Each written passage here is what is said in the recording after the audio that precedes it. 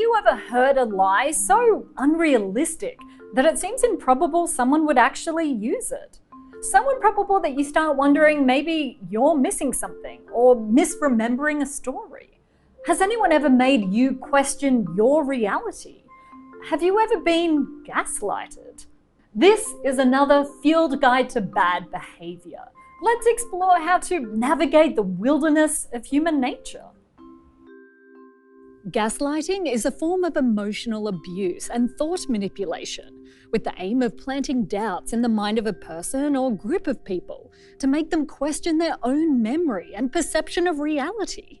It's been spotted in abusive relationships where it can destabilize the victim, make them unable to think clearly and so become dependent on the abuser.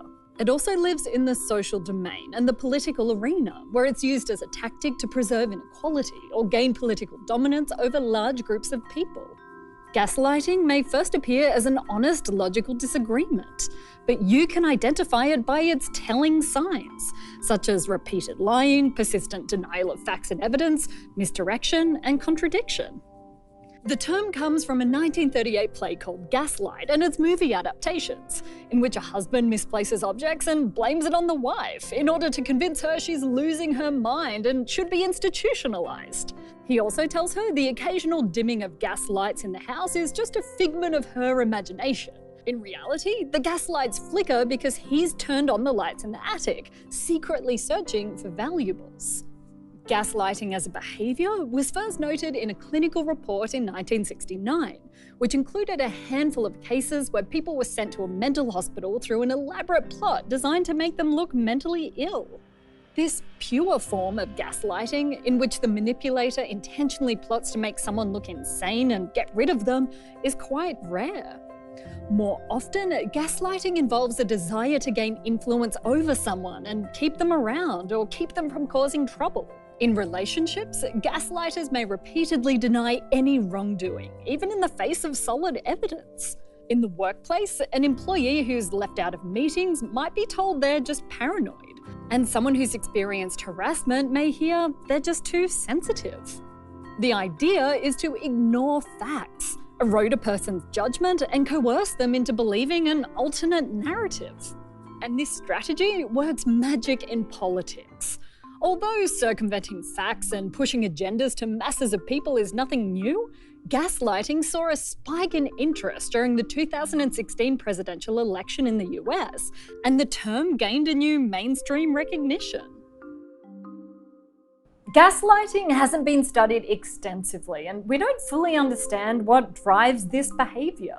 But we can take a look at its components: compulsive lying and intolerance for opposition.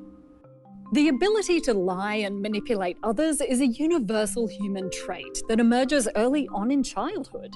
Researchers speculate that it may have given us an advantage by replacing the need to use physical force to get what we want. But most people have limits.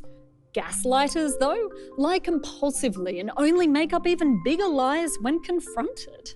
And according to philosopher Kate Abramson of Indiana University, gaslighters can't tolerate any challenge to the way they see things.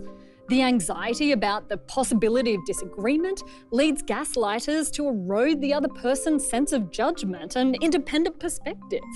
So, how can you turn off the gas? Stopping gaslighting isn't easy, but you can start by taking these steps. Pay careful attention to your own experience. Instead of doubting yourself, ask the opinion of a third person and check in with them regularly. When stuck in a problematic relationship, seek help from a therapist. And note that not everyone gaslights intentionally. Be aware of your own behaviours, as well as those of others. Human relationships can be strange and treacherous. But if you know what red flags to look for, you can try to avoid falling into some traps. Until next time.